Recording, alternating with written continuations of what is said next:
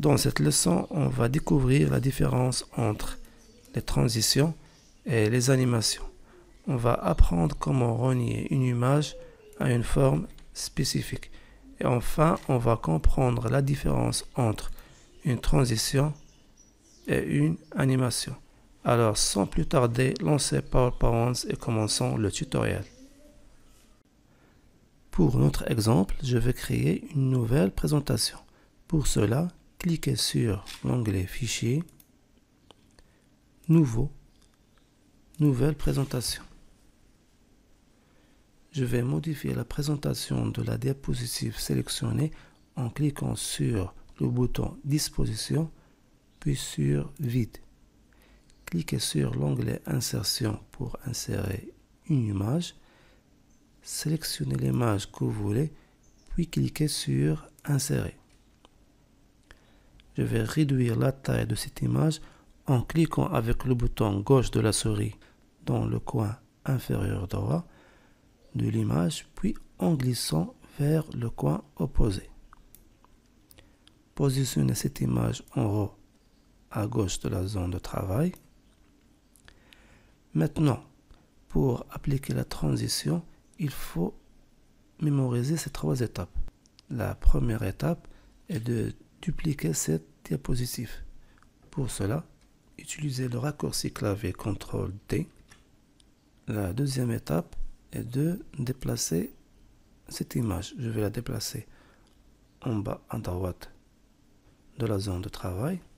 Maintenant, avant d'appliquer la troisième étape, je vais renier cette image. Pour cela, cliquez sur l'onglet Mise en forme, renier à la forme et dans la catégorie Forme de base, cliquez sur Cube. Je vais ajouter un petit effet d'ombre à cette image en cliquant avec le bouton droit de la souris sur l'image, puis sur Format de l'image, Ombre, et dans Présélection, cliquez sur Décalage centre. Maintenant, pour appliquer la troisième étape, il faut cliquer sur l'onglet Transition et choisir l'effet Morphose. Hop. Voilà, on vient de créer une transition entre deux diapositives en utilisant un seul objet qui est l'objet image. Pour bien comprendre la différence entre transition et animation, je vais créer le même effet de transition mais en utilisant cette fois-ci une animation. Pour cela, dupliquez la première diapositive en utilisant le raccourci clavier CTRL-D. Déplacez cette diapositive en bas et dans l'espace réservé à la diapositive, cliquez sur l'image puis sur l'onglet Animation. Cliquez ici pour développer le volet Animation. Notez qu'il y a 4 catégories ici: entrée, accentuation, sortie et mouvement. Dans la catégorie mouvement, cliquez sur ligne.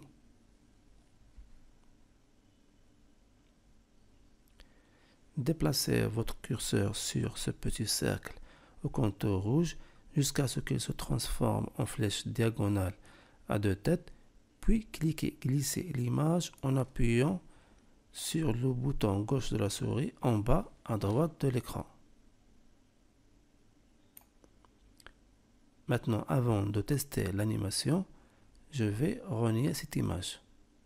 D'abord, notez que lorsque je clique dessus, il n'y a pas ces petits cercles qui entourent l'image indiquant que l'image est sélectionnée.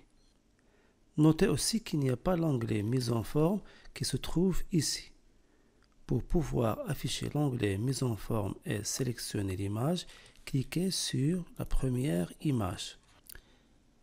Maintenant, je vais appliquer le reniage en cliquant sur l'onglet Mise en forme, renier à la forme et dans la catégorie Forme de base, cette fois-ci, je vais choisir la forme dodécagone. Maintenant, je vais tester l'animation en cliquant ici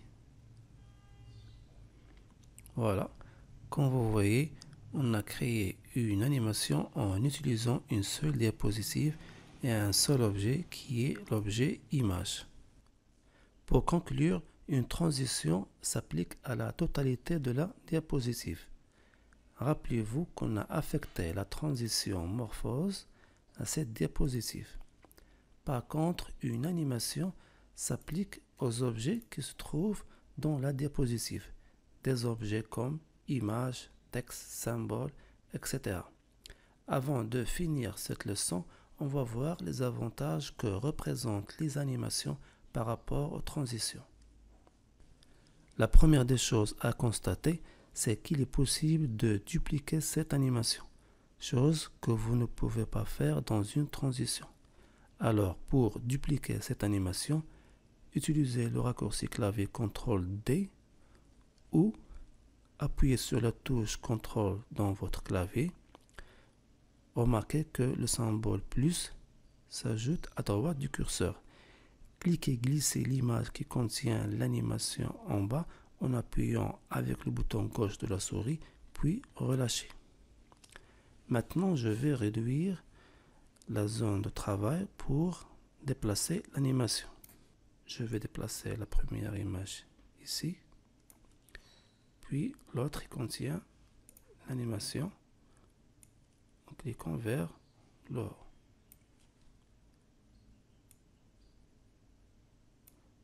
Voilà. Maintenant, je vais zoomer pour agrandir la zone de travail.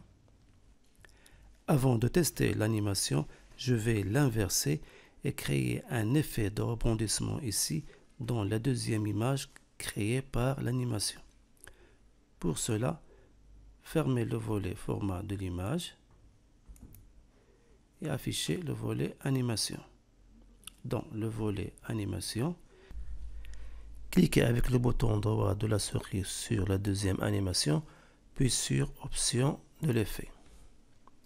Dans l'onglet Effet, augmentez rebondir fin à 0,2 secondes. Puis cliquez sur Inversion automatique pour inverser l'animation. Et enfin, cliquez sur le bouton OK. Comme illustré, l'image rebondit en haut à droite de la zone de travail, puis revient à sa place. Maintenant, je vais ajouter un effet de sourcil avant que ces deux animations se lancent. Pour cela, cliquez sur l'onglet Accueil et dans le groupe Dessin, cliquez sur Rectangle. Ce rectangle doit couvrir tout l'espace réservé à la diapositive. Je vais changer sa couleur d'arrière-plan en cliquant dessus avec le bouton droit de la souris pour afficher le menu contextuel, puis en cliquant sur Format de la forme. Fermez le volet Animation pour avoir plus d'espace et dans Couleur de remplissage, choisissez cette couleur ou la couleur que vous voulez. Maintenant, je vais ajouter un effet de sourcil à cet rectangle en cliquant sur l'onglet Animation. Cliquez ici pour plus d'options et dans la catégorie Sourcil, cliquez sur Rétrécir et faire pivoter. Je vais fermer le volet Mise en forme de l'arrière-plan pour afficher le volet Animation. Notez qu'on a trois animations ici. Les deux images plus le rectangle. Cliquez deux fois sur ce petit triangle pointant vers le haut pour déplacer le rectangle en haut. Maintenant, déplacez votre curseur ici jusqu'à ce qu'il se transforme à la forme de deux barres verticales avec une flèche au milieu à deux têtes qui indique que vous pouvez augmenter ou diminuer la durée de l'animation. Alors, pour augmenter la durée de l'animation, cliquez glisser avec le bouton gauche de la souris vers la droite jusqu'à ce que vous atteigniez la durée de 3,5 secondes, puis relâchez. Pour voir ces objets en action, cliquez sur cette étoile. Voici le rectangle qui contient l'animation de sourcil rétrécir et faire pivoter l'objet image qui contient une animation simple et un autre objet image qui contient une animation qui rebondit ici puis revient à sa place. Comme illustré, l'onglet Animation avec ses effets groupés en 4 catégories, plus le volet Animation et la possibilité de gérer les animations à partir d'une seule diapositive représente beaucoup d'avantages par rapport aux transitions qui nécessitent 2 diapositives, plus les 3 étapes mentionnées auparavant pour réussir l'effet de la transition. Alors une question se pose ici. Quel effet des 2 panneaux il faut utiliser? Dans le panneau transition, vous trouverez des animations ou des transitions que vous n'allez pas trouver dans le panneau des animations et vice versa. Chacun complémente l'autre. Je vous invite à explorer les 2 panneaux pour trouver l'animation ou la transition qui vous convient de plus. Si vous avez des questions, n'hésitez pas à les mettre dans la partie commentaires et n'oubliez pas de partager et de liker cette vidéo et aussi de vous inscrire pour recevoir automatiquement nos nouvelles vidéos. Dans la prochaine leçon, on va voir comment créer une galerie d'images en utilisant la transition morphose. Merci de poursuivre cette leçon jusqu'à la fin et à la prochaine.